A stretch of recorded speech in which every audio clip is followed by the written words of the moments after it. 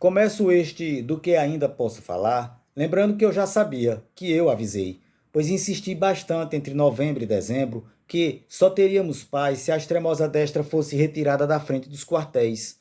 O fato é que o levante terrorista em Brasília só aconteceu porque não controlamos o poder militar e porque, claro, não somos uma democracia. Um ditador precisa de um fato histriônico para chamar de seu. Mussolini teve a marcha sobre Roma, Hitler teve o putsch da cervejaria e Donald Trump teve a invasão do Capitólio. Agora, Jair Bolsonaro tem sua intentona terrorista com hordas da extrema-direita violentando a capital do país. É certo que fracassaram, mas os danos e custos são muitos e graves.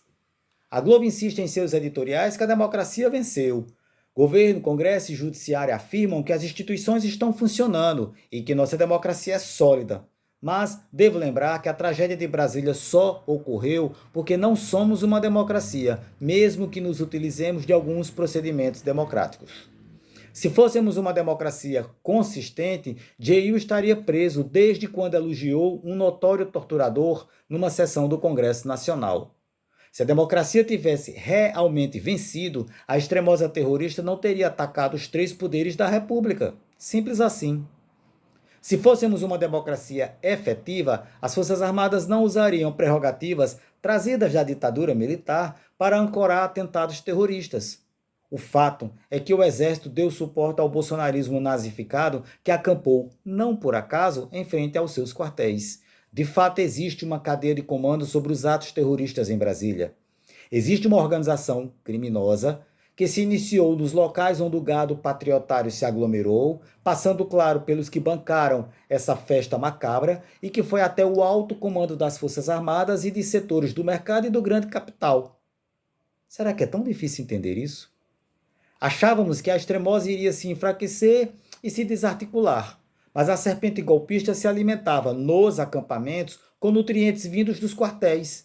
Nos divertíamos com memes e patacoadas patriotárias enquanto o ovo da serpente era chocado nos acampamentos paramilitares Brasil afora. A serpente cresceu e virou um monstro pronto para nos devorar. Se tivéssemos um efetivo controle sobre o poder militar, ele não se voltaria contra as decisões que tomamos nas urnas. Isso só acontece por causa das tais prerrogativas militares e dos entulhos autoritários, como o artigo 142 e a lei da anistia, que o processo que nos trouxe da ditadura militar até aqui foi incapaz de erradicar. Quer um exemplo? A insubordinação dos militares, que, descumprindo ordens da justiça e do governo, impediram que a polícia, não por acaso militarizada, retirasse a horda terrorista do acampamento MOR, em Brasília. Basta ver o comportamento pusilânime do ministro da Defesa para entender tudo. A leniência de José Múcio para com os militares beirou a prevaricação. A democracia perdeu mais uma batalha quando a extrema-direita terrorista perpetrou esse doloroso golpe bem no coração da República.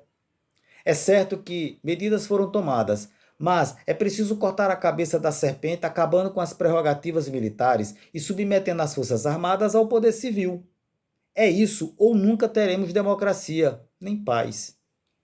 Para que o terror não volte a agir contra nós, temos que expurgar, desbolsonarizar as Forças Armadas e as instituições coercitivas.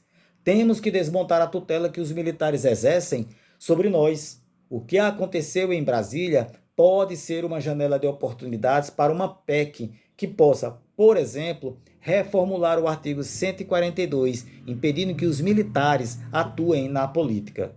Este foi mais o primeiro de 2023, do que ainda posso falar.